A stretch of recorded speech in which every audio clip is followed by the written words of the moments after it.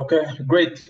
It's a great pleasure again to have all of you on this call today. And before we start today's session on cloud AWS security, I don't know if anybody has a reaction, a comment, or a question from the past two sessions that we've had. We've had sessions on AWS Global Reach, and then also on migration and disaster recovery. So I don't know if anybody has any issue or any comment or any reaction from those two sessions. Guys, just unmute yourself and pick up the mic.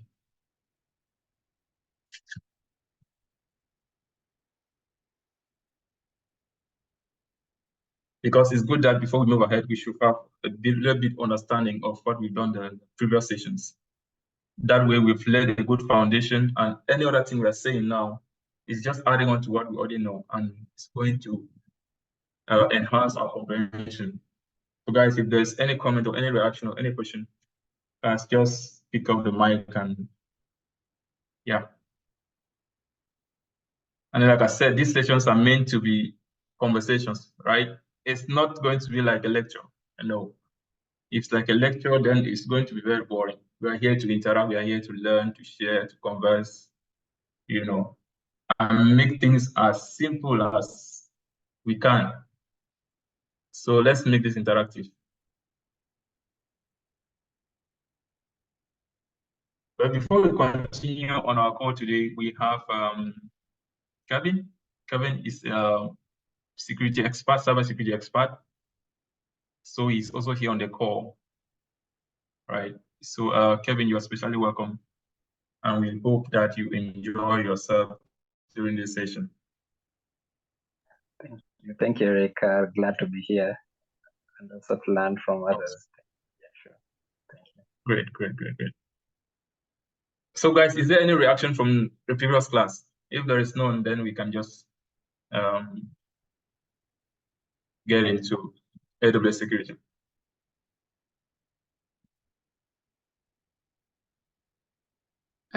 Eric, I just want to appreciate you and your team for this opportunity, this learning opportunity that you are giving us for free. Just want to say thank you for this opportunity. Yes. Okay, Julie, thank you so much for that appreciation. Thank you so much. Elsewhere, people are paid for doing this, right? Elsewhere, it's paid. Even if it's a master class, people pay to attend. They don't do it for free. Even if they are charging you sometimes $100, $200, they will charge you, but you hardly see this done anywhere for free. And here we taken our time to bring everything in a way that you can easily understand. And I'm glad that you found this helpful. Yeah. Okay, so guys, without any much ado, we're going to get straight away into AWS security.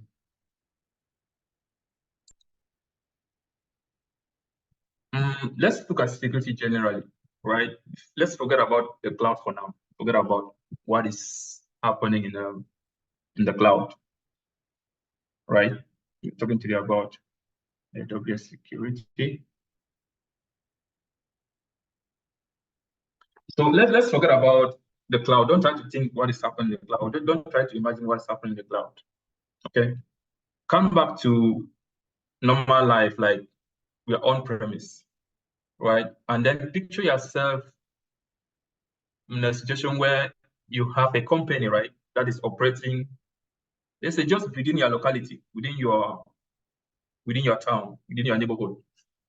And this company, they develop applications like WhatsApp, Facebook, YouTube, and all of these applications we have on our phones, right? Yes, just picture yourself in this way. And they are based within their locality, right? So if they are based on-prem, let's try to look at how they'll manage security on-prem within that environment, right? Yes, so they've set up laptops, maybe let's just say 20 laptops in their office, right, or in their building. And they have people that are working, and they have 20 workers, 20 employees, each one on a laptop. And they're developing applications and people are purchasing them. So just picture it this way. And this is happening in this perspective that we're trying to look at security before cloud, right? Security, because my heart is not good. Security before cloud. So,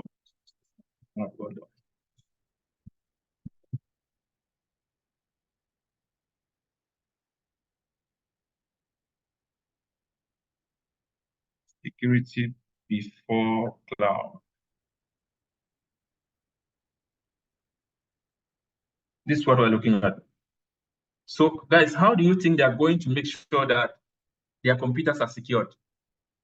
Right? Just feel free, you can put in the chat or you can just unmute yourself. How do you think they're going to manage to make sure that the environment in which they're working, the computers, the building, everything is secure? How do you imagine they will ensure that? Guys, feel free. Like I said, it's a conversation.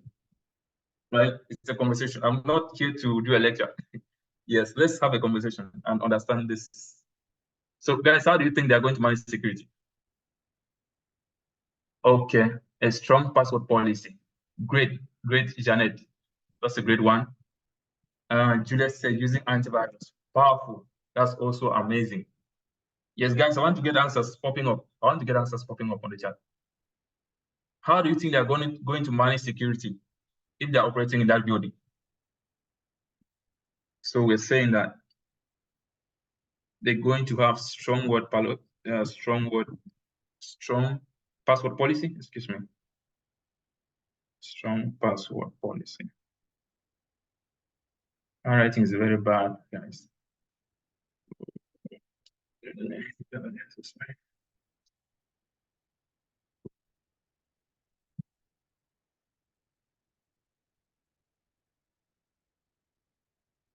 Strong password policy.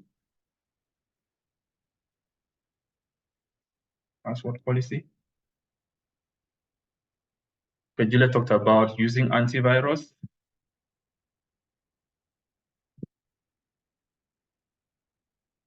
Antivirus. Guys, what else again? What else? Guys, let's try to focus on what I was saying, right? My pen writing, they're all bad. Yes, guys. What else again? Yeah, I'm going to say something. If my reasoning is aligned. Pardon? If they have No, we're all here to, yes, there's no bad reasoning, right? There's no bad, guys, there's never a bad answer. There's never a wrong question or a bad question. Yes. Okay, you said? Okay. If you have a physical structure and they want to secure, and then they have computers in the physical structure, they'll first of all have to secure the physical structure, maybe by building a strong fence. Exactly. And if possible, putting security guards around the building. And then inside the building, the computers should have a strong password, like someone already said. Okay. Yeah, there should be a very secured access pattern to the computers and to the data and resources in the computer. Right. Exactly. That is amazing, Juliet. You see, and you were already thinking this was not going to be a right or a bad answer, right? And you just nailed it. Guys, so this is what they're going to think about in order to protect their environment, right? They're going to use antivirus to protect their computers. They're going to build a fence, right? And they're even going to just, after the fence, they will need a gate, right? They will need a gate. And then they also need probably a warehouse, maybe to secure the servers, maybe a special warehouse to secure the servers. So this is what they're going to do on-prem. And for a company to be running this way, it's going to cost them more money, right? It's going to cost them more money. That's the first thing. And then secondly, imagine that they want to open another, they want to expand. The company is growing, right? And they want to expand, maybe from in one other town. That means they're still going to build that infrastructure, set up that building, and then they buy more computers, they employ more people again, they bring in security guards, like Juliet was saying, and then they will need to purchase more antivirus again and again. And imagine they are going global. That means they will have to do this in every town, in every country they go. Guys, this is going to lead to a lot of cost, right? It's going to lead to a lot of cost, high cost, and then it's also going to limit their ability to scale and expand. So these are some of the challenges in terms of security when a company is operating on-premise. These are some of the challenges, right? Now, the good thing is that imagine that this company now they decide to move to the cloud.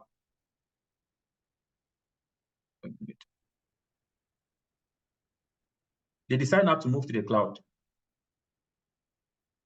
And as they're moving to the cloud, why are they moving to the cloud? They'll probably move to the cloud because they've learned about some benefits, some security features that AWS provides, right? So on the AWS platform, AWS gives you the opportunity to control what people can do. That's the first thing. It gives you the opportunity on the AWS, we're talking about AWS.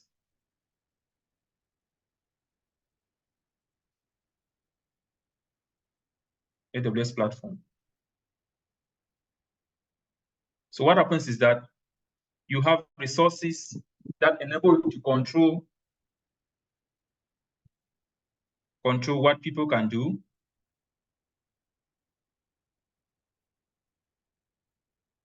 What people can do, that's the first thing, right? You don't have to give access to everybody within your environment or within your platform. You don't have to do that, right? Same as in your house. When you're in your home, you don't give access to everybody who's come to your house. Visitors, they have their own place in the house, right? The security guard, the children and all of that, everybody have their own place. You don't have to give control to everybody, right? And then also in the AWS cloud, you have the opportunity to audit what people have done, audit what has been done. You can audit what was done. You can audit what was done. For example, if somebody came to your house and then something got missing, you need to call the security guard and ask him, who came to the house at this particular time? And where did the person go to? Same in the AWS cloud. There are those features, there are just services that you can take advantage of, and you audit your environment, right? Somebody might get to your environment and they are not authorized to create an S3 bucket, and then they go and do that. And you come and ask in the team that who created an S3 bucket and uploaded objects into that bucket, and nobody answers, right? Don't bother yourself. There are features on the AWS platform. You just go and you check those features, and they will tell you the person who did it, what the person did, right, and the time that the person did it. So that's the beauty of the AWS cloud. And then other features that AWS provides in terms of security is that they give you features that enable you have visibility. You can have visibility. Guys, don't focus on what I'm saying. So try to just listen to what I'm saying, but I know what I'm writing though. So you can have visibility of what people are doing, right? You have what we call monitoring services or monitoring solutions. So you can take advantage of these services and you monitor an environment. Same as in your house, you definitely have a security camera, right? That monitors whoever comes into the house, what the person is doing. So same on AWS platform, you have those features that when you are moving to the cloud, you can leverage on to monitor your environment, to make sure that things are going the way you plan, right? So that is the beauty of moving to the cloud. You can be able to control what people are doing. You are able to audit what has been done. And then you also have this visibility. Enables you have an overview of whatever thing is going in your environment. Right? So that's just the beauty of the cloud, AWS cloud. Now, somebody may be asking, during your training, maybe you are being trained as a cloud computing or a cloud engineer or DevOps engineer. There is also another opportunity where you could be trained as a cloud security engineer, right? A cloud security engineer. And when you're being trained as a cloud security engineer, you now have to go in depth into some of the things that we're going to see today.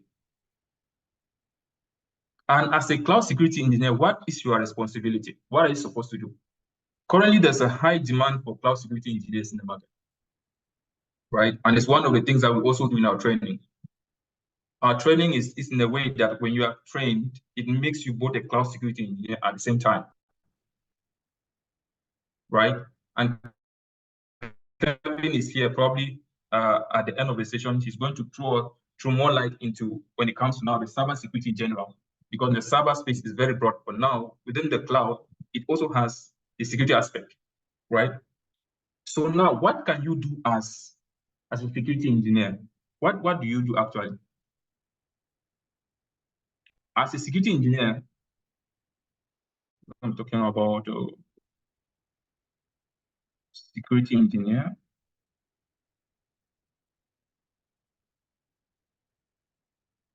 Security engineer. So what do you actually do as a security engineer? Your first role as a security engineer will be to assess an environment to identify any threat. You assess an environment. It's not good. Guys, so just focus on what I'm saying. You assess, the first thing that you need to assess the environment and see if there are any security threat, right? For example, if you are employed as a security guard, from time to time, you have to monitor maybe the building or the infrastructure, wherever you are employed, right? To see that nobody comes in without any permission. So you as a security engineer working for a company in the cloud, you always have to do that assessment to make sure that there are no vulnerabilities, there are no weaknesses within that environment where hackers can come in. So you should make sure that every place is safe within the cloud environment where you're working. That is the first thing that you do. You need to assess the environment every time. And then the second thing that you need to do as a security engineer is that you must have the ability to think like a hacker. Right? I know this sounds funny, but you must always think like a hacker when you're working as a cloud security engineer. So what do I mean by this? You must be able to, provided that the environment within the company has already been set up, the environment. What you need to make to test that environment to make sure that if a hacker is coming in, which are those possible ways that they could maybe hack maybe the environment? So you need to test the environment using features that we're going to see along the way. So you do what we call the penetration testing to see if all the firewalls are working, right? It's like checking the gate, checking the walls in the house to make sure that there are no holes, to make sure that the cable is working, to make sure the CCTV cameras are working. So you always have to do that penetration testing, right? So that's one of the things you do. You need to think like a hacker if you're working as a cloud security engineer. So now there is this concept of, we call it the shared responsibility model when it comes to security.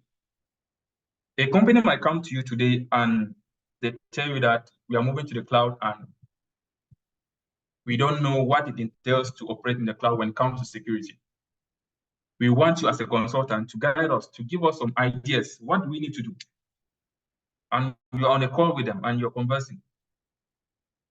One thing you should keep in mind is that there is a concept of what we call a shared responsibility model, whereby if the company finally migrates to the cloud, then the last session we saw how a company migrates to the cloud. We saw the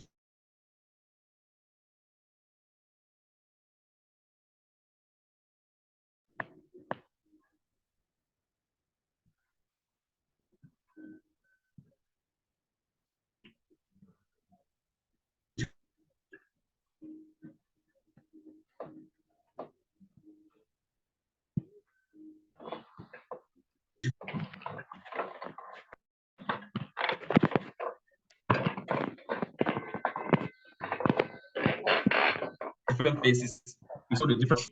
Now let's consider that maybe you have to mute yourself. Okay, thank you. Thank you. So for security in the cloud, the customer is responsible for the security of its environment, maybe the databases, right? If you've uploaded data or moved data to the cloud, you as a customer make sure that that data is protected. The features are there that AWS has provided for you. But if you don't make use of them, they can be hacked. The data might be hacked, right? So that is your responsibility in the cloud. And we say that that is security in the cloud, right? Now, the second aspect of the shared responsibility model is what we call security of the cloud. Now, in your first session, you talked about the global infrastructure, the AWS global infrastructure. And we are basically looking at how AWS makes sure that customers are able to access the data centers they provided, right? So within security of the cloud, AWS has the responsibility to ensure that those data centers are located across the world in a way that the customers can access them. So it's the responsibility of AWS to protect the data centers. That is the first thing. And then it's also the responsibility of AWS to provide network to ensure communication of those data centers. That's what I mean by network. So AWS makes sure that those data centers are able to communicate with each other. And that falls under security of the cloud. So like I said again, the shared responsibility model, we're looking at how AWS distributes responsibility in terms of security first to the customer, and then they also have their own share of the responsibility in terms of security. And like I said, the customer, you are responsible for the security of your data, right? You are responsible for the security of your applications, and you are responsible for the security of your infrastructure as a whole. So you have to leverage on those services that AWS has provided within the environment. AWS will not come and tell you that, hey, or they will not come and force you to encrypt your data if you are moving it from on-premise to the cloud. You have to leverage on those resources. You have to leverage on what we call keys, right, to encrypt your data. And then, like I said again, for security of the cloud, it's the responsibility of AWS now to make sure that the data centers are protected. It's the responsibility of AWS to make sure that there is communication, there's networking between those data centers. So that is how security in the cloud is shared. It's a 50-50 deal kind of, right? Yes. So I don't know if at this point, if my introduction to security is clear, and then we have talked about the shared responsibility. I don't know if everything is clear or there are some misunderstanding, things are not clear, if there's a reaction, a comment, you know, at this point in time. Guys, just let me know in the chat, or you can unmute and you speak out. Yes, Eric, I want to refresh something to see if I got it. So, talking about the shared responsibility. So, is it like maybe someone owning a building, and then the person has services or maybe resources in the building that other people can rent and use? And so the owner of the building is responsible for securing the building itself. But when you get into the building and you are renting the resources, you're responsible for protecting those resources you are using.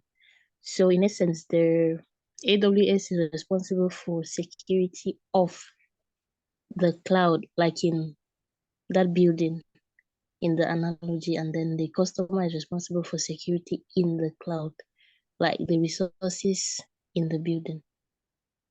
I don't know if that's what.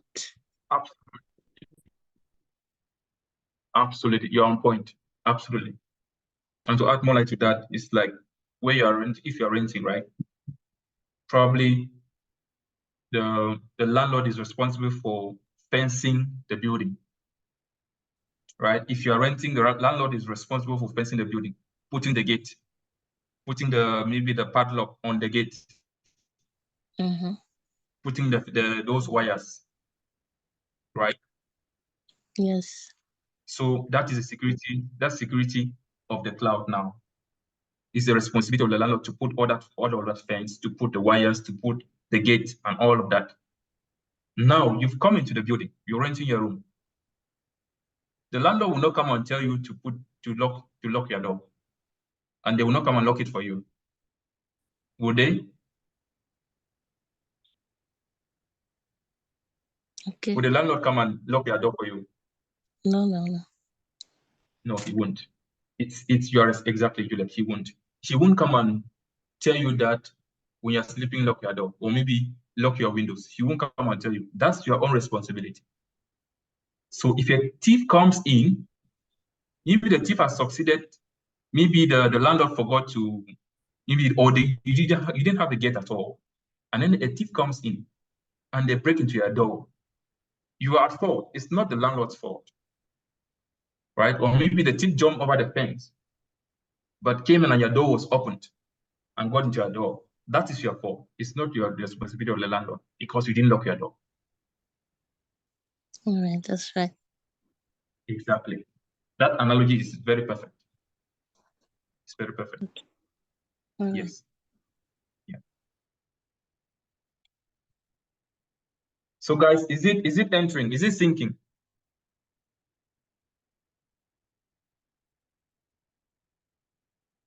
Is it sinking? Let me just get a yes in the chat if it's sinking. Great, Juliet. That's amazing. That's amazing. I wish I could actually write, but I don't know why my board is messing up though. So now, when you move to the cloud, right? You've moved out to the cloud as a company and you're operating in the cloud. AWS will tell you that there are certain principles that you need to follow to ensure the security of your environment. There are certain principles, right? Okay, that's great, Pato. Okay, I'm happy you're able to grab it. So there are principles. We call them design principles. Design principles. Still remind. Design principles of security. Design principles of security. Right? And what are these design principles of security? It's like if you've bought a piece of land, right? And you want to construct. And maybe let me say, I don't know if it will be the council or the administration within that environment, or maybe it could be a contractor, or maybe the person coming to construct, right?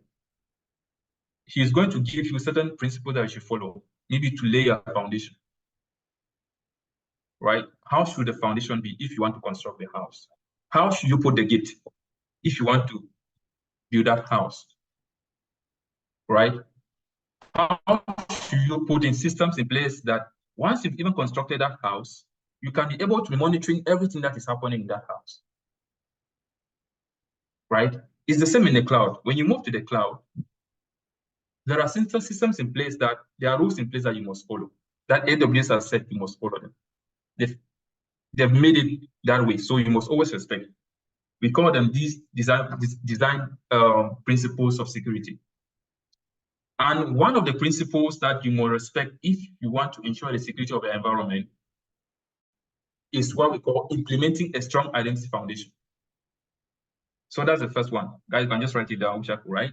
So the first principle is implementing a strong identity foundation. This is what AWS is telling you. When you're moving to the cloud, respect these principles, respect these rules, right? When you want to implement security in your environment. The first principle is to implement a strong identity foundation. And what is this strong identity foundation? It's the same as in your house, right? You've constructed your house and you want to ensure security of your house. And one of the things you definitely do is that you can give an identity tag to everybody in the house. Everybody have their own specific password. Maybe that is letting them get into the house, kind of, right? That's identifying them before they get into the house. So if they are coming to the house, they should show it to the security guard, maybe a card or something, right? That will give them access to the house. If they don't have that identity card, they won't get in. It's the same in the cloud. When you've established your environment, for somebody to have access to that environment, they will need a password, right? They will need a password to get into that environment. And to make that password to be strong, one of the things you will do is you can make the password to be complicated, right? So that a hacker cannot even guess.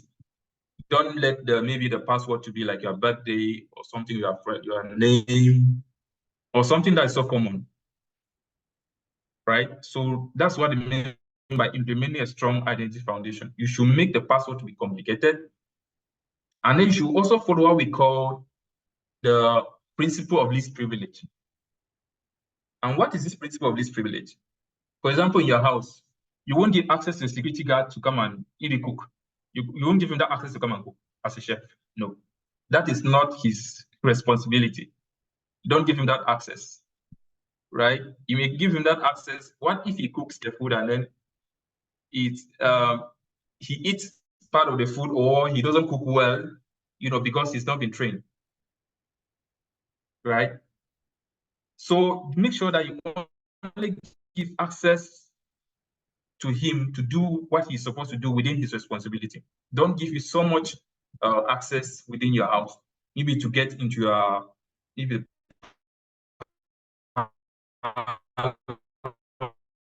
or maybe to your private room and all of that. You don't do that.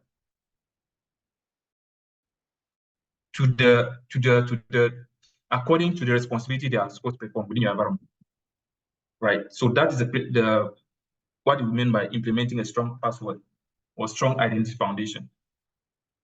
And then the second thing, or the second principle, is to enable traceability. Enable traceability.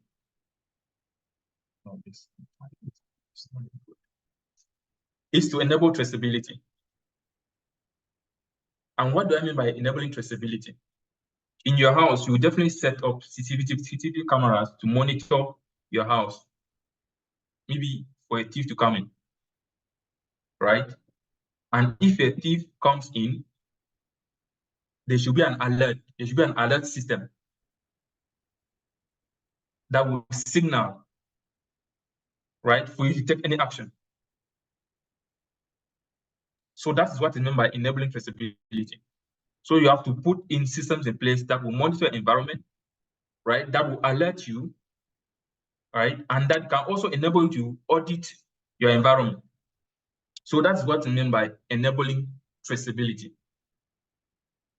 You have to do all of that. It's a principle, and you must always respect it when you're moving to the cloud to ensure the security of your environment. That's the second principle. And then the third principle is to apply security at all levels. So just a minute, guys. Let me try to see if I can see why it change. Like this. Is to apply security at all levels.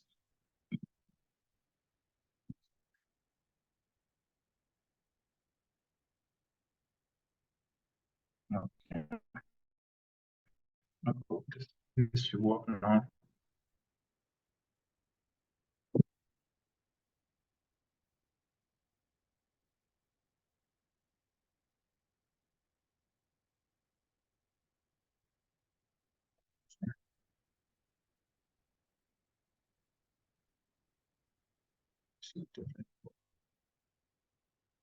Okay, so guys, we're talking about design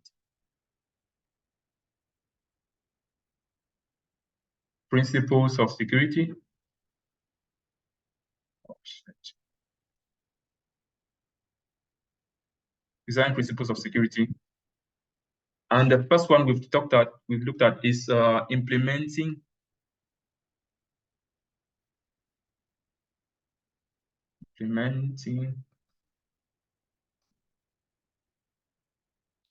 a strong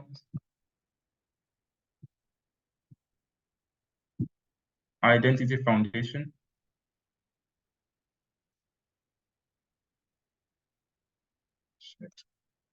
The second one is to enable traceability.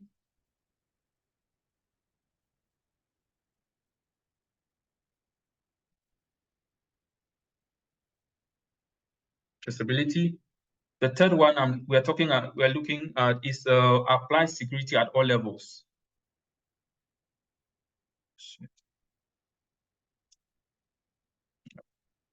Apply security at all levels.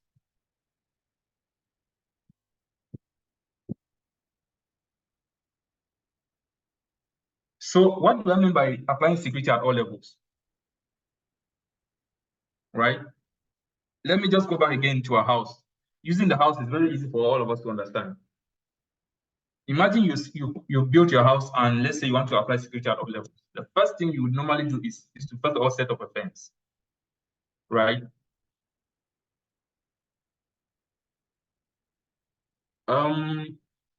Okay, Juliet, yes, principle of least privilege, it falls under implementing a strong password or a strong identity foundation, right?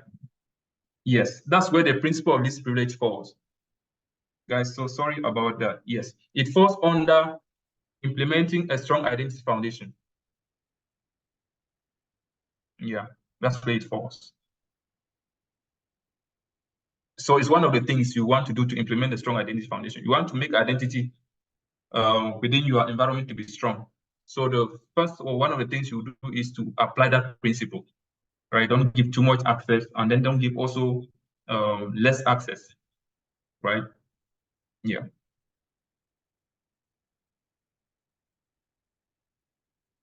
So about apply security at all levels, what I mean is that, take for example, in your house, normally you will first have to ensure security by setting up a fence. That's the first line of security, right? You have this your fence here. This your house. Just consider this to be your house. So this your fence. This is the first line of security, right? And then your second line of security could be with the gate, right? You have the gate here. This is your second line of security. You have the gate. And now, before somebody even gets into the house, okay, let me see, this should be the house, right? You have the door here. They don't just get into the house like that. This is your door here, which is your third line of security. This is the first, the second, and the third, right?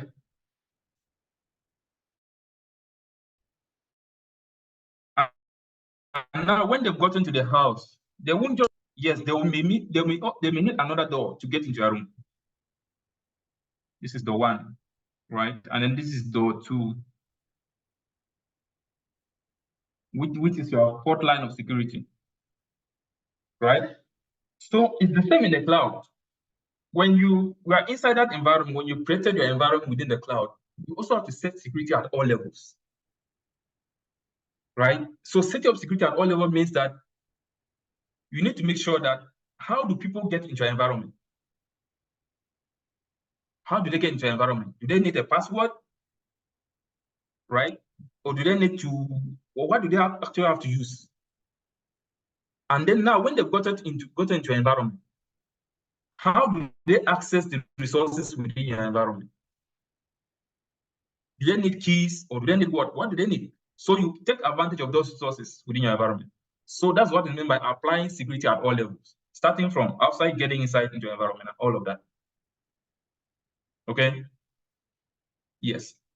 And then one of the principles too that you need to apply when you are when you want to set up security in your environment is to automate security best practice, right? You need to take advantage of automation. You need to take advantage of automation. And we're talking about automating. This is the fourth principle. Automate security best practices. Automate security best practices. Right? Take for example, somebody we are let's say we are grown like a company and we're employing new people. Right? Let's say we are employing like, let's say 5 people, 5 workers every week. And if we are getting a new worker or a new employee, you as the administrator, right? That means you probably have to get the person's details, the person's profile, and then you create his or her account within your environment. So imagine that you have about 5 people who are getting their company every week. And you have to do all of that from time to time, manually. You're doing all of this manually. This is going to be a lot of work. So the best thing would be for you to just create a template, right? Or a script that will automatically create those new accounts without you manually doing it. So when you do all of this now, it's going to save you time. That's the first thing, right? And it's also going to make sure that you don't make any mistakes, because you might create a new account and instead of denying access to the new employee, you might grant the person access because you're trying to do it manually, right? Because you're trying to do it manually. So when you create a script where you just automate that process of creating new accounts and giving the access to resources within your environment, it saves you time and then you avoid errors, right? You avoid errors. So these errors could be maybe the person accessing a resource that he was not supposed to access, right? Yes, so it's one of the things you need to do. Automate security best practices is one of the principles. That is the fourth principle. And then the fifth principle, it's not writing, guys, so sorry. The fifth principle is to protect data in transit and address. Protecting data in transit and at rest. Protect data in transit and at rest. In the last session, we saw how you could migrate data from on-premise to the cloud, right? And one of the things you need to note is that you don't just migrate data like that. Don't just carry data like that, okay? You might be carrying or migrating the data, and hackers are also trying to penetrate your system,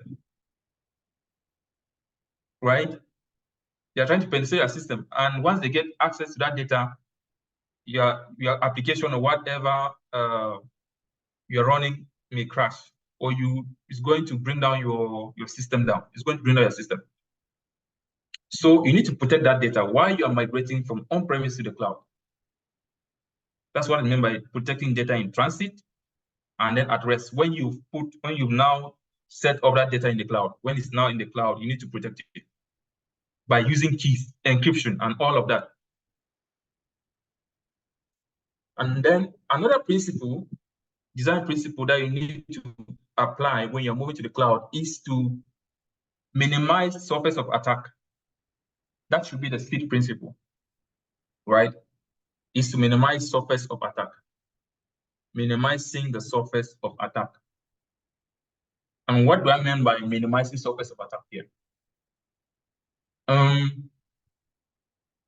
Let's say within a company, right? You have like, let's say a single environment that you created. And what if a hacker has access to that single environment? That means the whole application, the whole infrastructure will be down because you're only working on one environment. So the best thing you will do is to create different environments, right, of that same environment within the cloud. So you need to create separate environment. Let's say you have you are working with a fintech or financial company, right? This financial company is holding customers' data, which could be their data, like maybe their their confidential information, right? What if a hacker has access to that environment that is hosting that confidential data? That means the whole banking system will be exposed. So what you do is that you can also go and create another environment hosting the same security or the same confidential data, right? So that if a hacker hacks one environment, the other environment will be safe. You won't lose anything. So that's what I mean by minimizing the surface of attack. You don't put your resources in one network or in one environment. No. You don't put your resources in one environment. You create different environments so that if a hacker hacks one of the environment, the other environments will be safe. Right? So that is the principle of minimizing surface of attack. And then the last principle, which is also very important, is what we call preparing for security events. Preparing for security events. Prepare for security events. Prepare for security events. What is this principle about? You're working in an environment as a security architect or as a security engineer, like I said before during the start of the class. That's your responsibility. And within your team, you have developers, you have solutions architect, and they have their own role, right? But their own role as a security engineer is to ensure the security of the environment. And now they don't have an in-depth knowledge of what it means to implement security within the environment. So what you would do as a security engineer is to organize events where you can sensitize them, right? Sensitize your team, teach them something. You could maybe just organize some games that are related to security so that they play and then they understand some concepts, right? So that they shouldn't maybe expose the environment in which they're working to hackers and all of that. So that's how you prepare for security events, right? It's just the same as in your house. One of the things you would do is to make sure that maybe the fire alarm is working, right? Make sure the fire alarm is working, or maybe the fire extinguisher is working, so that in case of any fire outbreak, right, this fire extinguisher is there, so that you can just take proper measures. And then you can even sensitize your household. Tell them that if they see something happening in the house like this, they should inform so person, or they should call this number. So you also need to do that within your cloud environment, you as a security architect or security engineer. So guys, those are the principles that you need to keep in mind when you're moving to the cloud in order to ensure your security of the environment. Those are the basic principles. I wish to know if the principles are well understood. Just get a yes in the chat. Or if you want to ask something, you want to comment, or you have a question, guys, just pick up the mic on you, or you can drop something on the chat. Guys, are we together? Okay, great, Pato. That's great. Great, Juliet. That's amazing. That's great. That's great. That's great. Okay, guys. Now, yeah. Okay, someone wants to do something?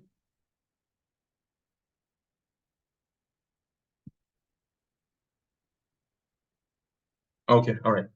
So now let's look at when you move to the AWS environment, which are those tools that you can take advantage of? Which are those services that AWS has provided for you to take advantage of? Right? Which are those services? Let me try my pen again.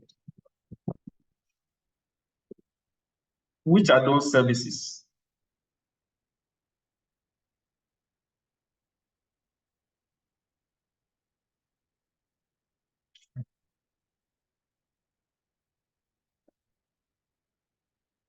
Okay, sorry, which are right? So which are those services that you can leverage on in order to protect your environment? Right? Which are those services that you can leverage on? And we group those services into different categories. Right? We have what we call the entry point security services or the entry point security tools. That is the first category of security tools that you take advantage of. right? Entry point security tools or entry point security services. Any of them will still go. So that is the first group of services provided by AWS to ensure the security of the environment. Which are those tools that AWS provides? The first one, we're looking at entry point security tools, right? Entry point security tool is like securing your doorway, right? The doorway to your house, to your home. How do you make sure that getting into your home is secure? You've talked about the gate, right? We've talked about setting up a fence. How do you do that now in the cloud? How do you ensure that entrance into your environment or into your account is protected or is secured? So the first, like you said, is entry point security. So one of the services that AWS provides is what we call IAM. That is the first service that AWS provides to ensure that entry into your account or into your environment is secure. Is IAM. That's the first entry point security tool, IAM. Right? It's called IAM, which means Identity Access Management. Identity Access Management, that's the meaning of IAM. So this IAM is nothing other than just setting up your name and your password, right? That's just what it simply means. You just set up your name and then your password. So if somebody has access to these two things, they can get into your environment. Without the password, nobody can get into your environment. Without your name. So through this service, you can then use it to have access to environment, right? And then another thing is what we call the secret manager. Secret manager. Remember, I talked about encryption, where you have to encrypt data at rest and in transit, right? And you use keys to encrypt this data. So where do you keep those keys? Where do you manage those keys? Where do you get them? You get those keys from this secret manager. So the secret manager is just like a central point, right? For you to manage your keys, to store your keys. Actually, you store the keys in the secret manager. And now you can use the keys to encrypt your data in transit and at rest. Right? So those are the basic. There are others, but I don't want us to go too far. If not, we don't have enough time to cover all of them. So the basic ones is just for you understand IAM and then secret manager. And then the second category of tools that AWS provides is what we call detective control tools, right? Detective control tools. That is the second category of resources that AWS provides for you to ensure the security of your environment. Detective control tools. Detective control tools. Just from the word, these ones, they now help you to identify any potential security threat. That is what they are used for. The tools help you identify any potential security threat in your environment. For example, in your house, right? You can have the alarm. If a thief comes in, automatically it's going to trigger an alarm. That's a detective control tool that you set up in your house, right? So it's the same in the cloud. AWS provides you several tools, and the first detective control tool that AWS gives you is what we call CloudTrail. Cloud, just cloud, and then you have Trail. Trail is T-R-A-I-L.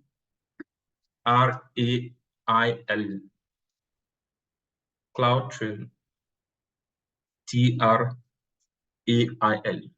CloudTrail. So what is this CloudTrail all about? For those who have worked with maybe big companies, right? Maybe after some time, or maybe after every year, you will normally have an auditor coming into your company, right? They come to audit the company. And most often you always have them focusing, I don't want to say that they focus, but their focus will always be on the financial department within an organization, right? Yes, their focus most often is always on the financial department. They will audit that department to a level that you wouldn't even imagine. And what do they want to know? Right? They may maybe go to, I'm not an accounting person, but they will go to maybe the account, and then they see that some transactions were done within the organization, right? And what do they want to know? They want to know who did the transaction. That is the first thing, right? They want to know when was the transaction done, right? And where did the transaction go to? You get, and possibly the person who did that transaction, where was he? Where was that person who did the transaction? When did he do it? Where was he? What did he do? And where did the transaction go? So they audit the organization in this way. So it's not different from the cloud. Within your environment, AWS gives you this tool called CloudTrail to audit your environment. So CloudTrail is an auditing tool, right? You use it to answer who did what, right? When did the person do it? Where was the person? So it helps you to trace all of that. Remember that we talked about the principle of enabling traceability. So this is one of the tools that can help you to implement that principle of traceability. So CloudTrail is an auditing tool. It helps you to find answers to who did what, when did the person do it, and where was the person doing it, right? Because somebody could come, get into an environment and create a resource when he wasn't supposed to, when he wasn't authorized, right? And when you come and ask, the person doesn't own up. Just go to your CloudTrail logs, and then you pick up the person's name, right? You even pick up what the person did, the time that he did it, you get, and where was the person? So this is the nice thing about AWS when it comes to ensuring the security of the environment. And again, like I said, remember that if you don't take advantage of these tools, AWS will not come and do it for you. So that is your own responsibility to take advantage of. All right. And then we have another tool. The second detective tool is what we call Amazon Guard Duty. It's Amazon Guard Duty. So what is this Amazon Guard Duty? It's a threat detection service or threat detection tool. Amazon Guard Duty. So Amazon, and then you have Guard. Guard is normally G-U-A-R-D, and then Duty, just D-U-D-T-Y. So it's a threat detection tool or service, right? It detects any threat that is within your environment. It detects any threat that is within your environment. For example, in your house, a thief could come in and you don't know that it's a thief, right? Maybe it could just get access to your gate and then enter like a normal person, and then you don't know. If you have not put in systems in place to detect the person as a thief, then you are not going to get any alarm. You're not going to get any alert,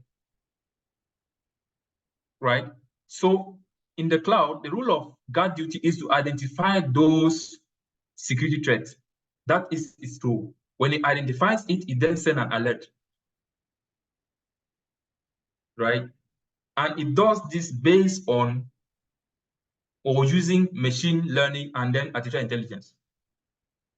It uses machine learning and artificial intelligence. That means it takes the decision to tell you that, hey, this is a security threat based on the fact that some information has been fed into it for you to take that decision, right? Yeah, so it is programmed to do that way, to perform that task, to alert you that this is a security threat. So you need to take drastic measures to protect your environment. So it's just there to detect and then send the alert to you, right? So that different actions could be taken. It could be that an action is not taken or an action is taken. So based on the level of the threat that is being posed, right? So those are the two main principal detective tools that we have in AWS.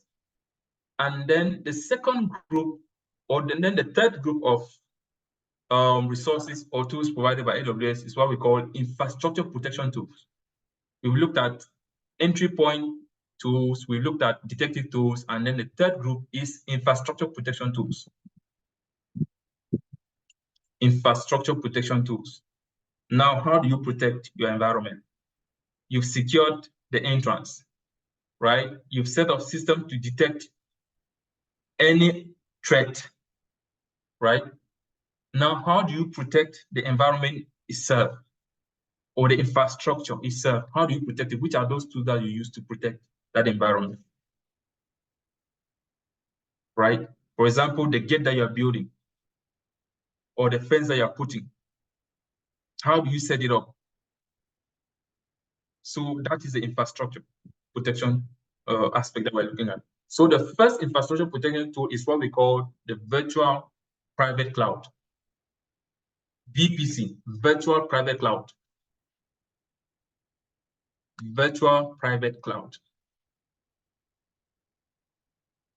That is the first infrastructure protection tool. It's called the virtual private cloud. So what do you use it for?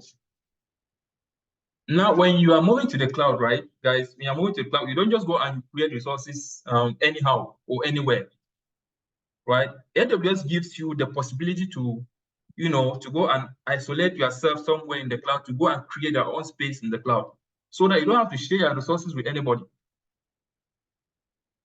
right? It gives you that possibility to create your own environment just for you and your company. That's the beauty of AWS Cloud. And that environment where you isolate yourself is nothing else than this virtual private cloud. Private is for you, right? It's just a place where you isolate your resources. So the virtual private cloud is used to isolate your resources in the cloud, right? To make sure that if there's any threat that is happening, your environment will be protected, your resources will be protected. So the virtual private cloud is just used to isolate your resources, just as simple as that.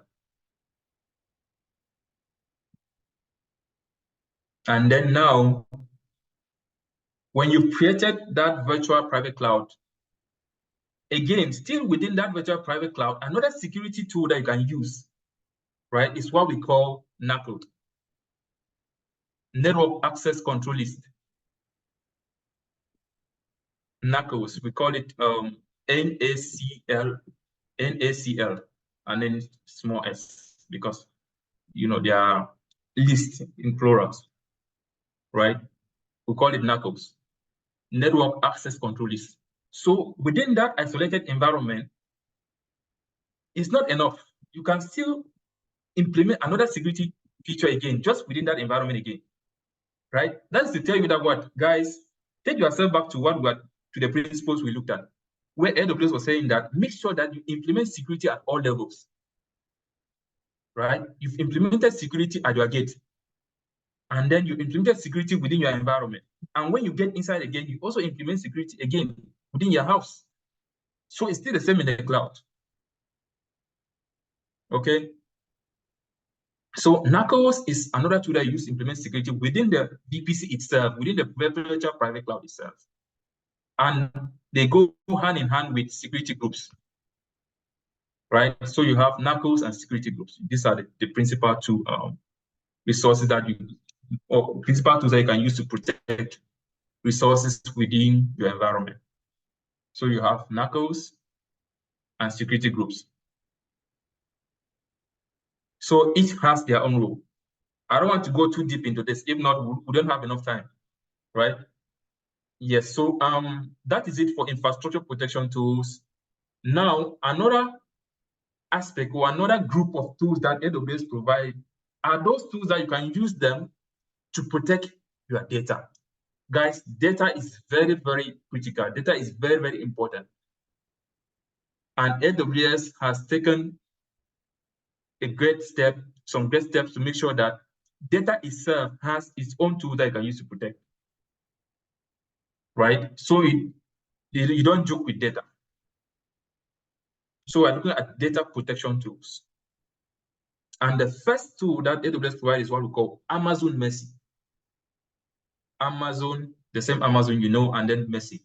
Mercy is M-A-C-I-E. M-A-C-I-E.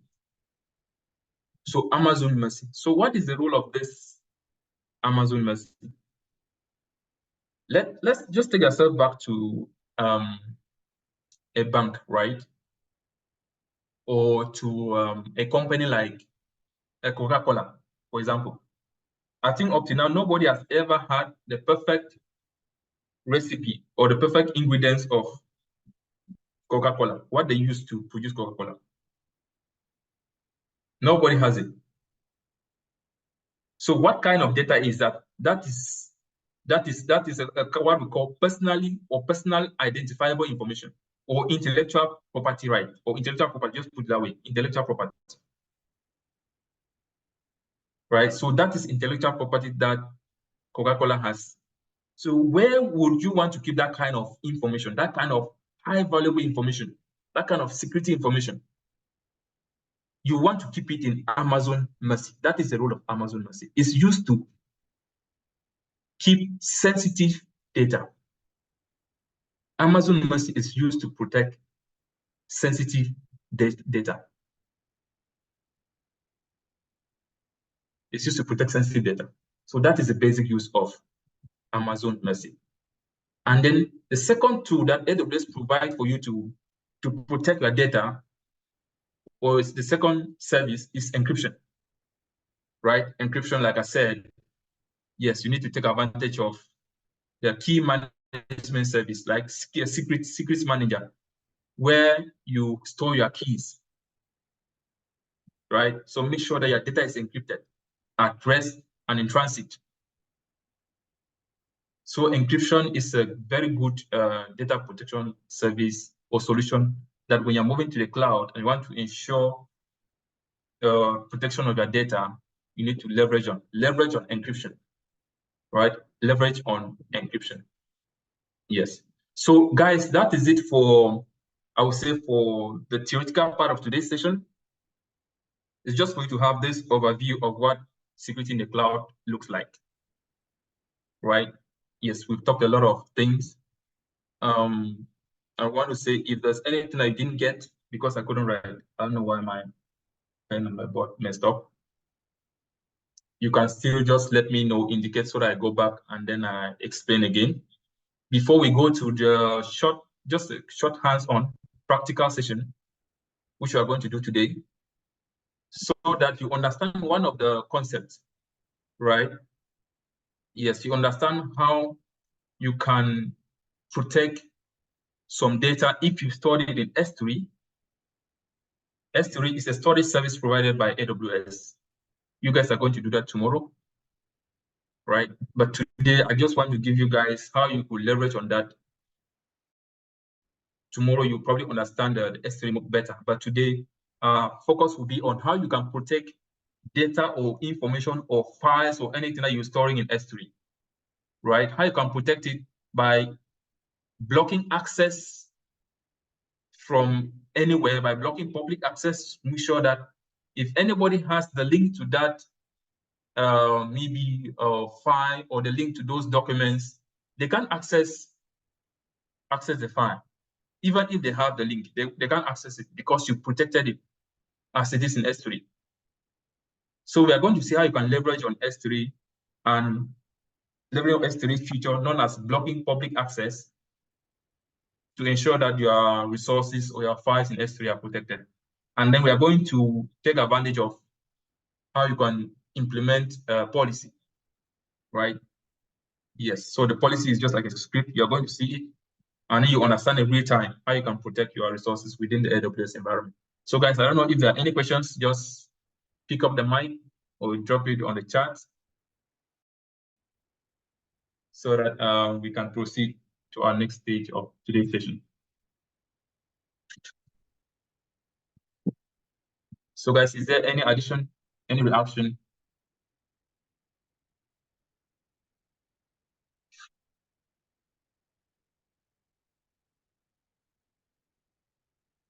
Let me stop sharing.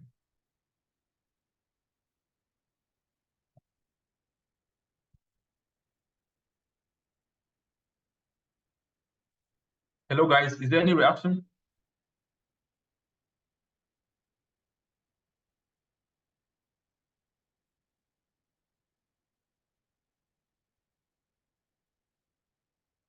Okay, Juliet. All right, that's amazing.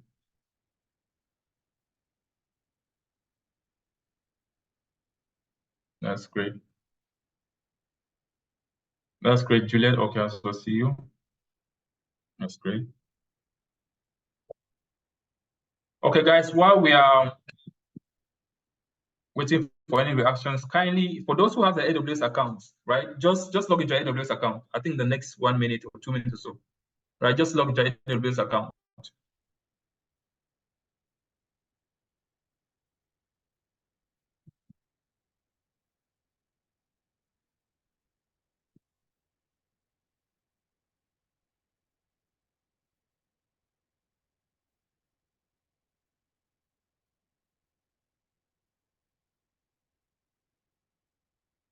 Guys, you can log into your AWS account.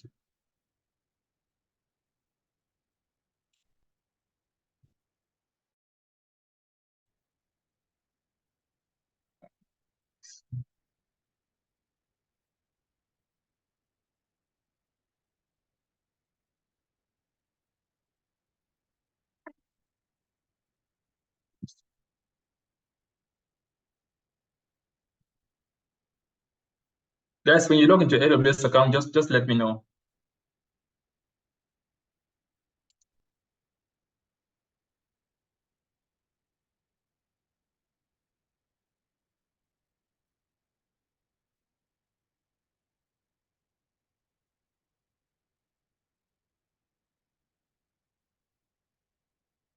Okay, Juliet, that's great. That's great. That's great. That's great.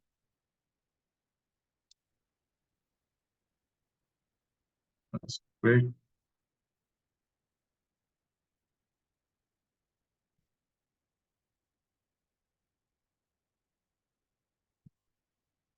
Okay, that's great. That's great. So Juliet, that's great.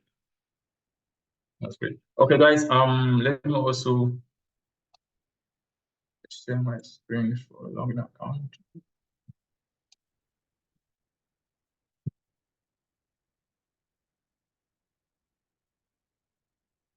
Okay, so you can go to S3.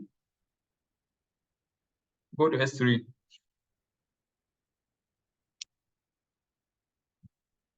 So guys, S3 is basically a storage service, right? You can store as much information, as much data as you want in S3.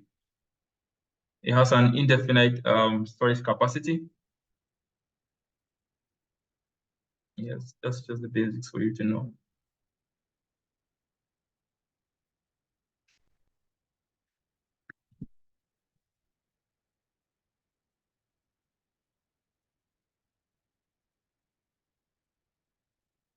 Okay, if you've logged in, if you are in S3, just let me know. Put a yes in the chat. Put a yes.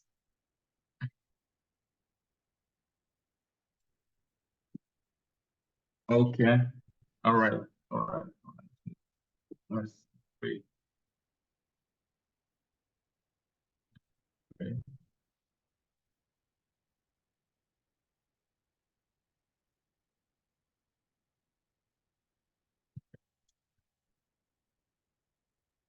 Okay. So once you're in S3, let's go and create a bucket. Right. We're going to create a bucket.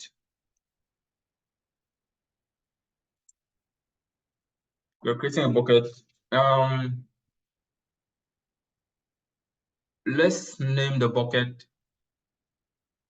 Remember that when you are creating a bucket in S3, you must make the name to be unique, right?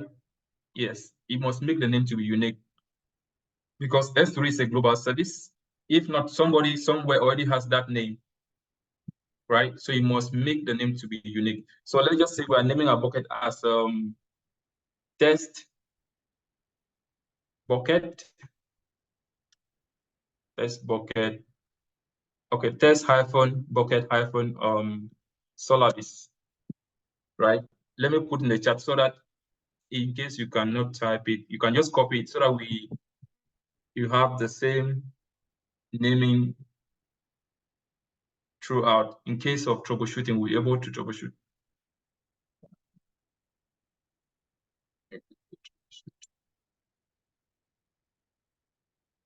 Okay, I'm pasting the chat. So that's the name of our bucket.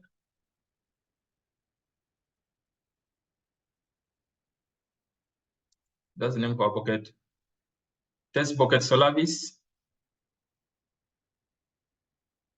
If you've done that, you just scroll down. Right. We're just going to scroll down. So right now we are going to create a bucket, and then we upload an object in that bucket. And right now you see that block, at this point in time, you see that block all public access is already enabled, right?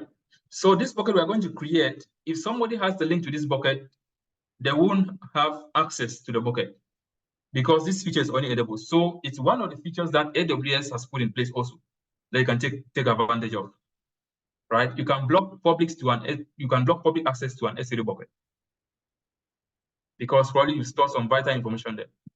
So just come here and you enable it, right? And once you enable that, you're good. So let's try that and see. Right now, our block all public access feature is already enabled. So we just scroll down, right? We're not going to do any changes. We're not going to do any changes, guys. So just scroll down and then you create bucket. Just click on create bucket.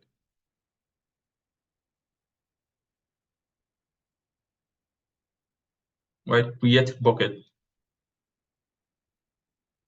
So when you created the bucket, now let's upload an object into that bucket. Right, let's upload maybe a file or a picture. If you have a picture, you can upload it. You can upload a file or a picture into the bucket. So to upload a picture into or an object or a file into the bucket, you come here, right? Open the bucket, you click here. When you click here, an option pops up for you to upload, right? You upload, you come, it pops up this way, and there's an option for you to, you can either drag the file or the picture and you put it into the bucket, or you can come to add files here. You can either drag it, if the screen is already minimized, we could just drag it and then we put it here, right? But right now we are going to upload, we are going to pull it, right? Maybe from our desktop or wherever it is, right? So you come to add files.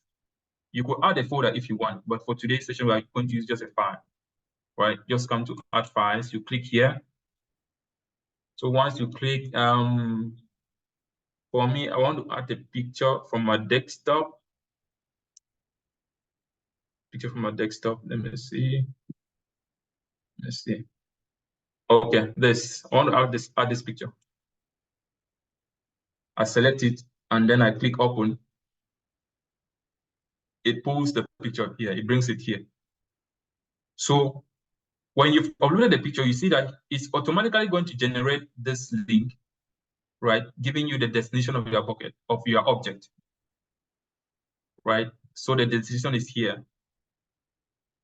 Now, you don't do anything, right? Just come down and then you click upload. You click upload.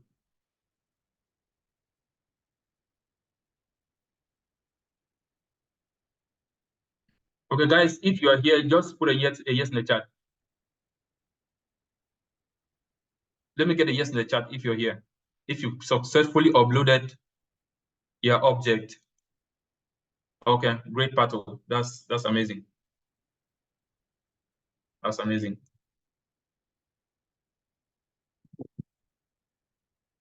That's great. Guys, if you are facing any challenges, just let us know so that we carry along. Right. Just let us know. You do that a lot. Okay. Okay. Where are you, Juliet?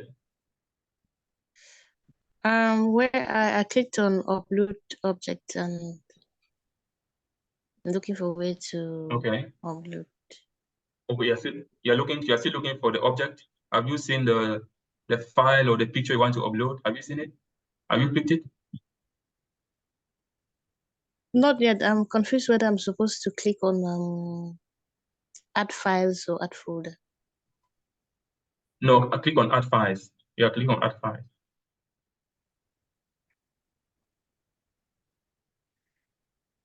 You've done that? Not yet. Okay, all right. Finish.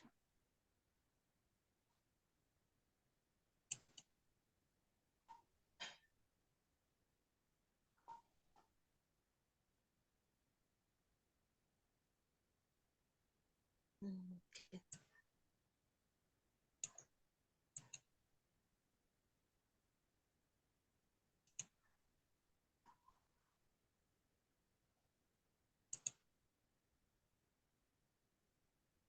Okay, I think I succeeded to add.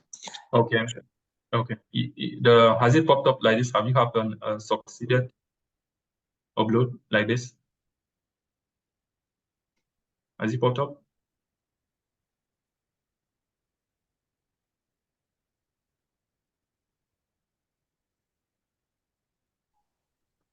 Do you have this? Yes.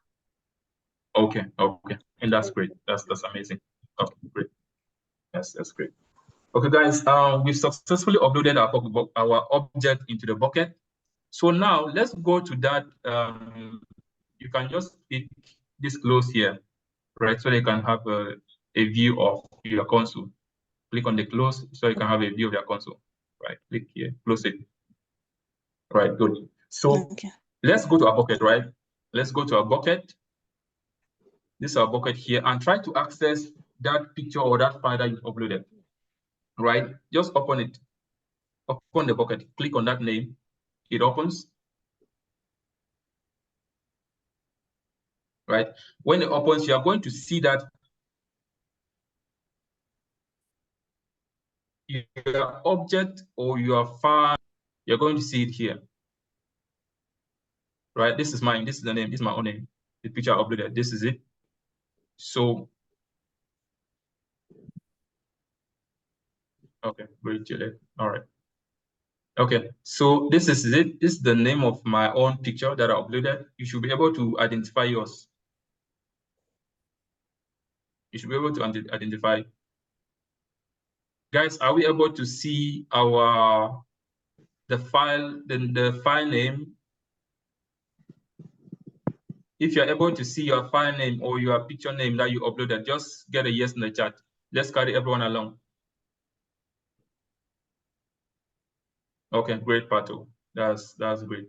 That's great, Juliet. That's amazing. Great. If you're not able to see, just let us know, guys, so that we carry you along. We're not leaving anybody behind.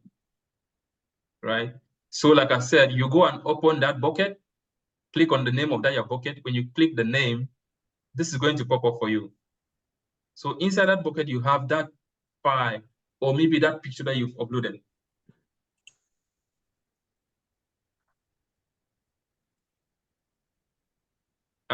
Juliet, are we good? The other Juliet.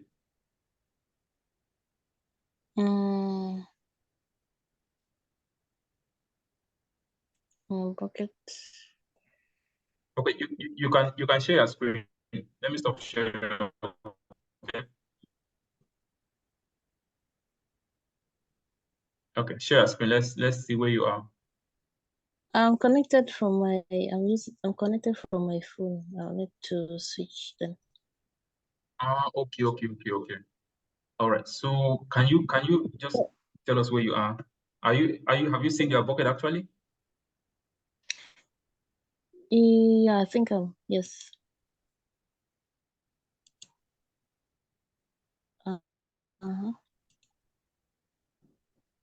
Okay, So I should click my bucket name. Okay. Click on yes, click the bucket name. Exactly. Okay. Done that. Okay. Have you seen the name of that file or the picture you uploaded? Have you seen it?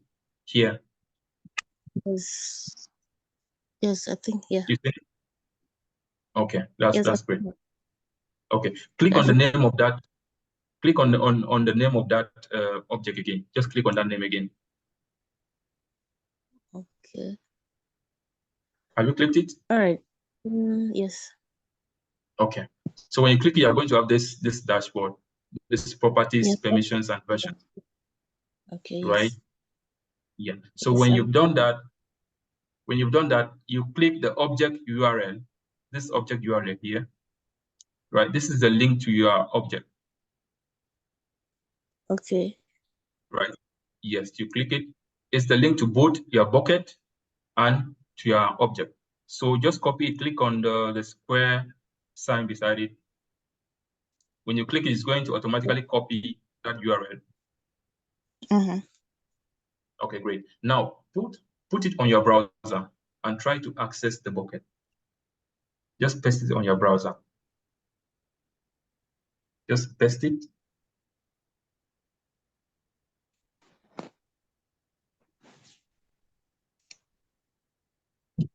Paste it on your browser.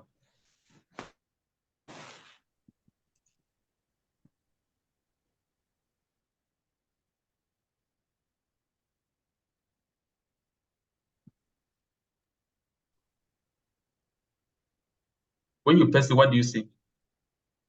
Okay. Is that the Okay, XML file not appear to have any style information associated with it? Okay. Okay, great. And then Juliet says access denied. Then what else again?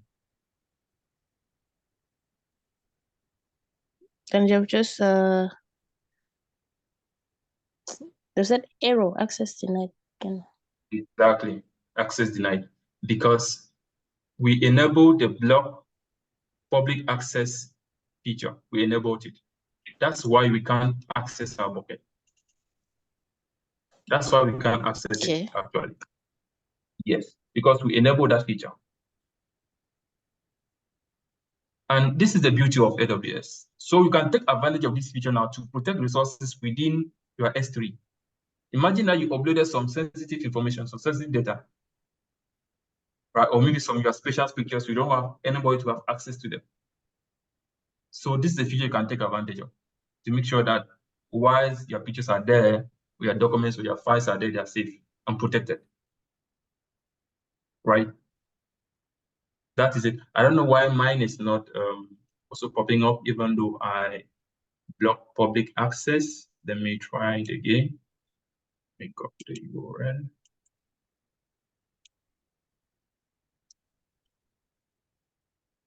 Okay, yeah, mine has also popped up. This is it. Access error, access code, access denied.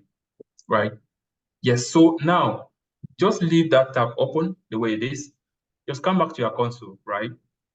Now let me share with you guys a policy. So like I said, policy is one of the things you can use to enforce that strong identity foundation. Remember, I talked about having a strong identity, developing a strong identity foundation, right? And policy is one of the things you can take advantage of. Because if somebody has access to that policy, they can have access to resources in your account. If somebody has access to a particular policy, they would have access to resources in your account. So I have a policy here, right, which is going to enable anybody that has access, that has the policy, to have access to this particular bucket that we have, to have access to the resources within this bucket. So I'm going to share with you guys that policy. Let me just share it and then you copy it for just a minute.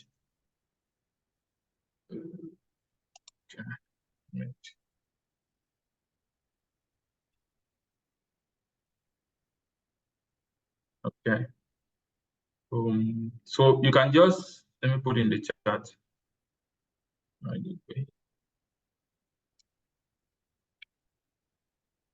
Okay.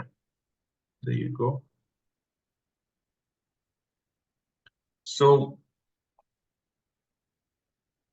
just copy that policy. While you're copying it, yes. Okay. Okay, guys, go back to a minute.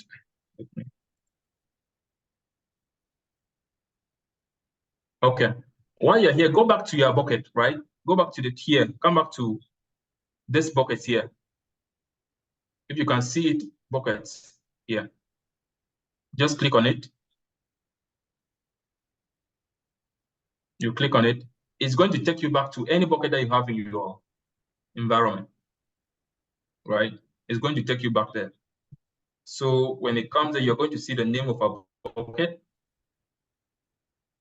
These are buckets that we created, and then we uploaded that picture or that file, whatever you uploaded there, right? So you open it, open the bucket again, click on the name of that bucket, right? So when you click it this time around, you're going to go to permissions, right? Go to permissions. This is permissions here. You have objects, you have properties, you have permissions, metrics, management, access points.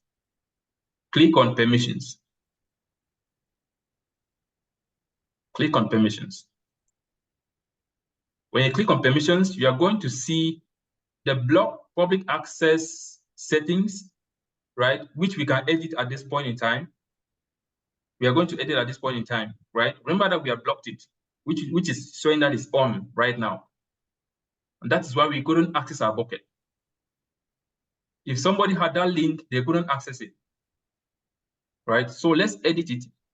To unblock it, click on edit here. Click on edit here. When you click on edit, you can then disable the block all public access feature. Just click here. It's going to disable itself. It's going to disable the block all public access feature, right? So you disable it. When you disable it now, you save changes, right? When you disable it, you save changes. Guys, let me know if we are all here. Let me get a yes in the chat if you are here. If you're here, just put a yes in the chat. Okay. All right, Juliet, that's great. That's great.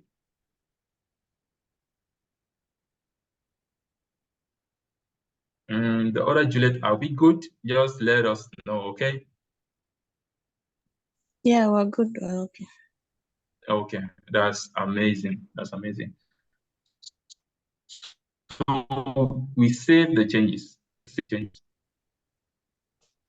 right? And when you click on save changes, you see there's a warning that is popping up. AWS is trying to warn you. See, this is what you're doing. You're trying to enable your bucket to be accessed by anybody. So this is a serious warning. Sometimes you could be in a company and this happens, but you don't know. So AWS is trying to alert you that, hey, by changing or saving those changes you've made, you are opening your bucket to the public. So anybody that has access to it, they are going to get hold of your bucket, and whatever they can do, they will do it, right? Yes, but because it's a hands-on, we are just doing this for practice. We are going to confirm that, hey, we are going to save the change. We are leaving our bucket to the public to access, right? So you can just type confirm in the space bar, confirm. Just type confirm. Type confirm. So when you type confirm, you see that this changes, right? From being blurred to thick yellow or whatever color, right? And then you confirm it. You click confirm. You confirm. So we're confirming that we are leaving our bucket to the public for anybody to have access to it. So we've enabled that feature. So when you do it now, you see that block all public access feature is already off, right? And then you scroll down. You scroll down, just scroll down slowly. When you scroll down, you're going to see bucket policy, right? Bucket policy. Enabling this feature up here, the block all public access feature, is not enough. You need to reinforce it with a policy, right? You need to reinforce it with a policy. Without that policy, it's not going to work, right? So you come to edit. come to edit here, click on edit, you scroll down, there's a space where you have policy and then you have one with a box, right? Then you can type, you can write, you can do anything, right? So this box here, this space where you have one, beside it, you can put your cursor there. Just click and make sure that your cursor is blinking there. Right, make sure it's blinking. So if you had copied the policy that I pasted on the chart, or if you haven't copied, just copy it, and then you come and paste it here. Copy it and then come and paste it here. You can just highlight it, highlight the whole thing. To highlight it, so this is the thing, guys. Make sure that you copy all of that policy. If you leave out anything, even a space within that policy, it's not going to work. Right? Make sure that you highlight the whole of that policy. And the best way to highlight all of it without making any mistake, just take Control A, right? Click Control A on your keyboard. Put your cursor on the policy and then you click Control A. It's going to highlight all of that policy without leaving anything.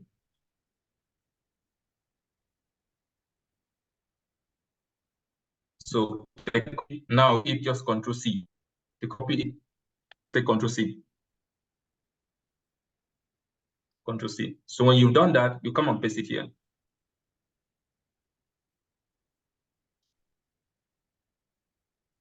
You come and paste it here. It's showing that there's a syntax error.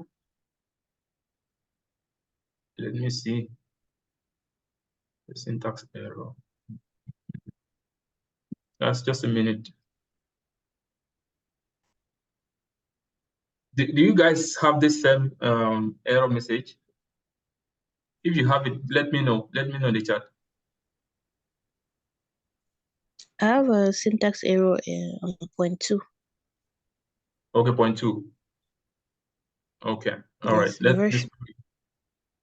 Okay. This is what we're going to do. Let me share that code, the policy again. Let's see. You can just select this one and delete it. Select and delete. You want to make sure that we don't have to tamper with the policy. If not, you have to deal with it the way it is.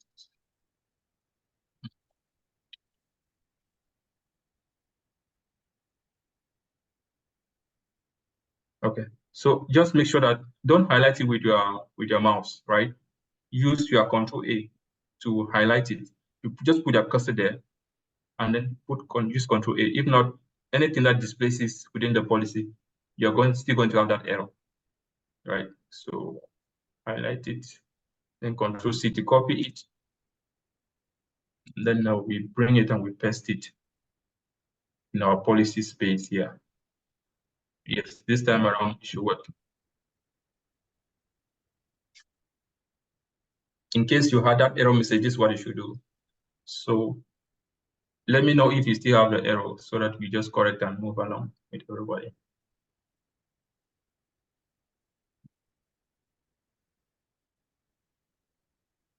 Anybody with the error message?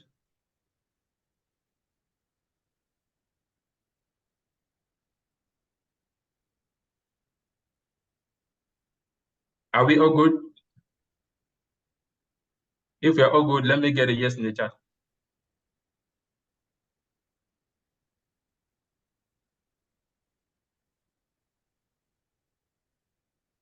Are we good?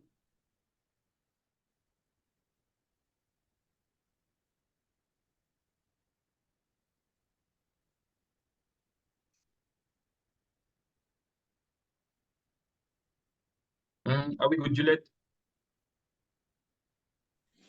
I'm still trying to do the copy and paste. Okay, all right.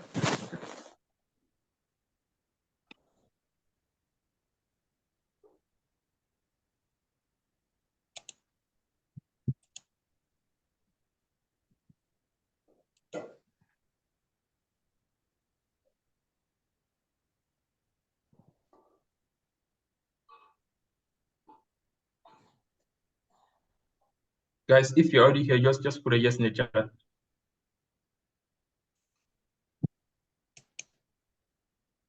For those already here, if you're able to paste it without any error message, let me get a yes in the chat.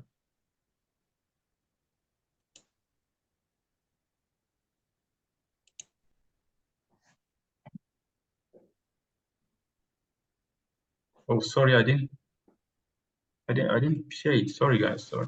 In case I thought I pasted, but I pasted, but I didn't send it. So, guys, let me get a yes in the chat if you are able to arrive here without any error message.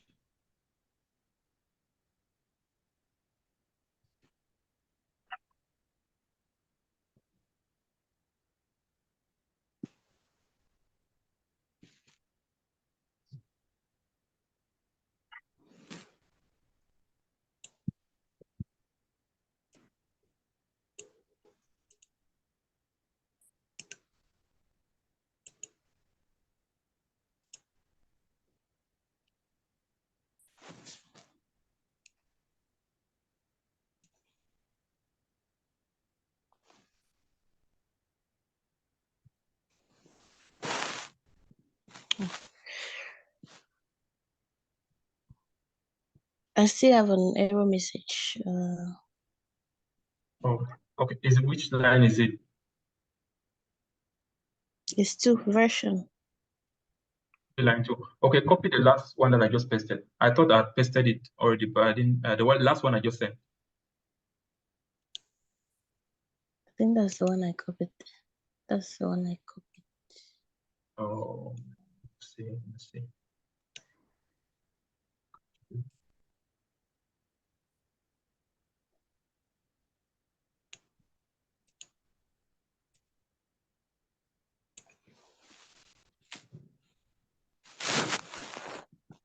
Maybe you can just delete it again and try. Let's just try again. The last one I pasted, the last one that I sent. Sure, get an error there.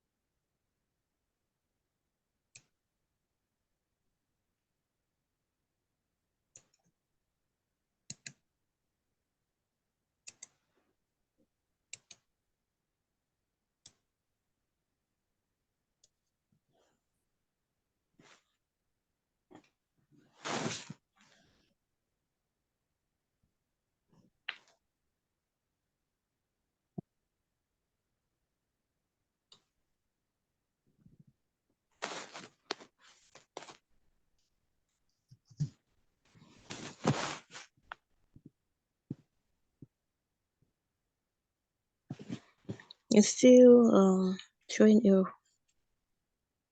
Oh, wow. Still on the same line? Yes, still on the same line. Let me see. Okay. Let me zoom out.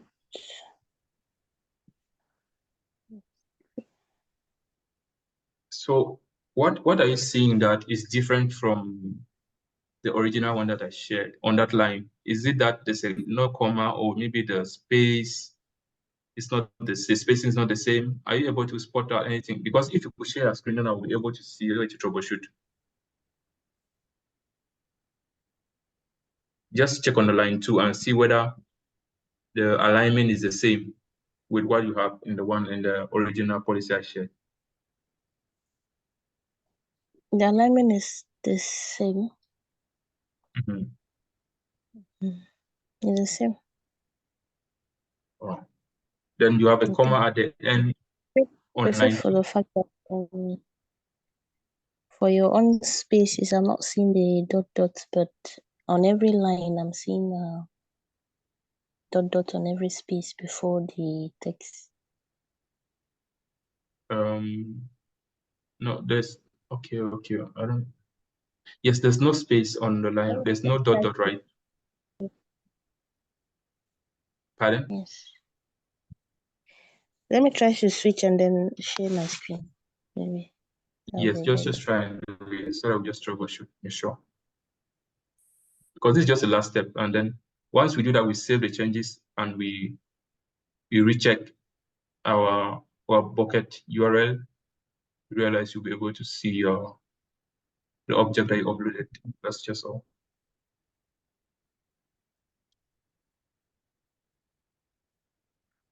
Let me stop sharing.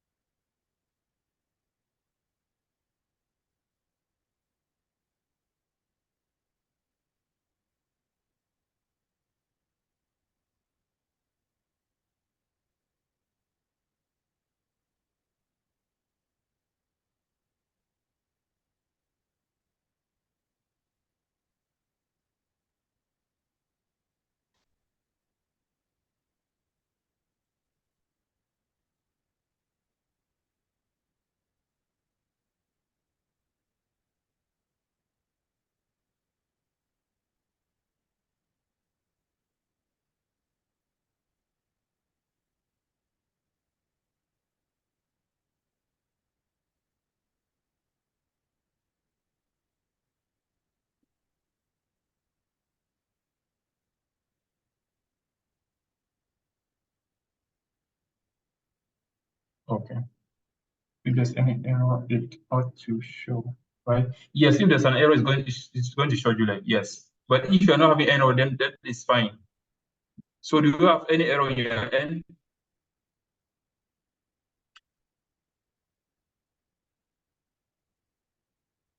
Okay, that's great. That's great. That's amazing. That's amazing. Let's wait for Olajule to rejoin.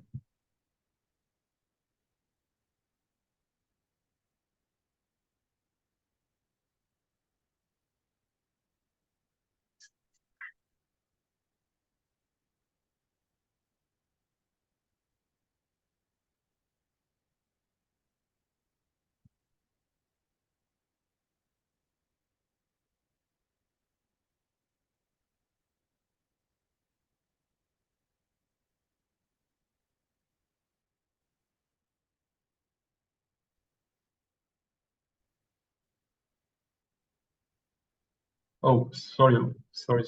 We're just going to round up in, I think, the maximum, just 1 minute, and then we'll be done. Let's wait for Olajule to join. Once she joins, we'll just wrap up. Yes.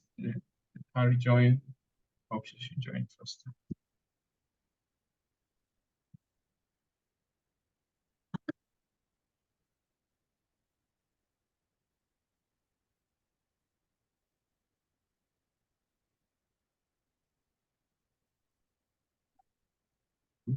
Just a few, I think she should join in. So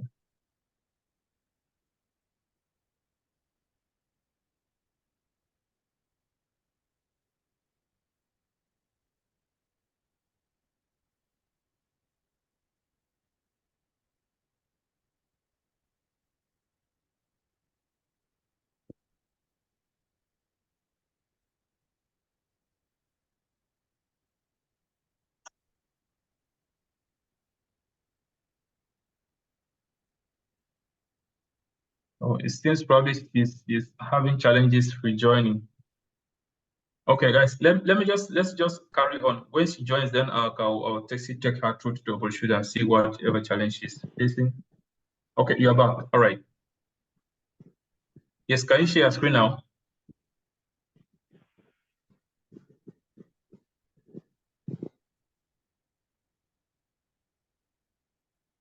Hello, Juliet, can you please share your screen? Yes, I'm having difficulties joining from my laptop. I don't know. It's very slow, so don't know. Okay. Very slow. Yes. Okay. Let's see. All right. Other people, they say they don't have light where they are, and then battery challenges as well. Sorry, guys. Yes. Okay. So this one we'll do, right? Let's just wrap up. Let's wrap up with other two, and then I can take you through later, right? Yeah. Since Yes, the no other people problem. haven't. Yeah. So this is what we're going to do. So when you are here, this is the policy that we have. Oh, sorry, I'm not sharing the screen.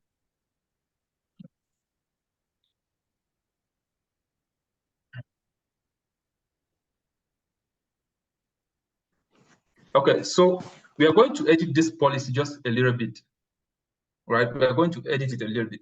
And the only thing we are going to input in this policy is our bucket name, right? You come here, you come where you have bucket name, which is in uppercase. You have your bucket name, right? Where your bucket name, we are going to change all of that, starting from your and then to the level of the name, right? Don't delete the double column. Don't delete them. Don't, and then also the forward slash, don't touch it. So the only change we're going to do here is your bucket name. So remember that we have a bucket with a name, right? Remember the name of the bucket. Test bucket Solavis. That's the name of our bucket. Okay, and then also remember to put the hyphen. So we just delete it. Name, you delete from name up to the level of your, right? Delete the name up to the level of your. And that's it. Now, let's type in our bucket name. Test. Make sure you maintain the, whether if yours was uppercase or lowercase, maintain it as it was, right? Yes. Test, you put a hyphen, bucket, and then hyphen, and then Solavis. Right? Make sure that the name of the bucket is the same the way you created it. Don't change anything from it. Okay. Test bucket Solavis. That's the only change we're making on the policy, right? And this policy is specific to our bucket. So anybody without this policy is not going to access our bucket. And this is a security feature or anybody with this policy is going to have access to our bucket, right? Yes, so just for you to understand how policies are written, within a policy, you're going to have, it's just the basic structure of a policy. You're going to have this version, you have the statement. So the statement is going to enclose, like, what is the effect? What is the bucket going to do, right? This effect, what is it going to do? The policy is to allow access to a particular resource, right? The effect of the policy is to allow access. So that's why you have allow here. And then this principle is like you're saying anybody, right? This wildcard, anybody with this policy can have access to a bucket. That's the principle. And then the action is to do what is to get an S3 object. That is the action. S3 get object. And then the resource now, this is where we are going to input the name of our bucket. So the name is going to include both the ARN, what we call the ARN, and then you have this AWS, and you have S3, referring to an S3 bucket. And then we input the name of the bucket, specific to that bucket only. Right? So anybody having access to this policy is going to get into our bucket and see the object that we put into that bucket. So that's the only change we're making here. And then you scroll down. When you scroll down, you save changes here. Where we are, yellow button here. You save the changes. You save the changes. So when you save changes, it's going to pop up successfully edited bucket policy, right? So that is it. Now, come back now to this browser, to the browser where you put the URL, right? Where you couldn't access that bucket. Just come there again. You see that at this point in time, you're unable to access the bucket. And just refresh now the button. Just refresh it. Just refresh that link. Once you refresh it, you should be able to see the picture that you uploaded or the file, right? You should be able to see it pop up immediately. Somebody should. Okay. All right. So you should be able to see it immediately. So that's just the beauty of how you can leverage on AWS policies to grant access to resources within your environment or to block access. Right. So it's on that note, guys, that we've come to the end of today's session. Sorry, this has extended to more than we planned because we started a little bit late and then due to other challenges as well. I hope you did learn something. And if you haven't learned anything or if you didn't understand anything, just let me know in the chat. You can just unmute and take up the mic. And if you've understood, let me just get a yes in the chat. If you've understood the whole concept of security in the cloud, let me get a yes in the chat. Great, Juliet. That is amazing. That is amazing. Great, great, great. That's great. That's great. That is it. That is it. Great, great, great, great, great, great. That's amazing, Juliet too. Thank you. Thank you. Thank you. So guys, on that note, I'm going to stop the recording in case anyone is having a challenge, and then I'll pick up with the other Juliet and see how we could resolve our issue with the policy.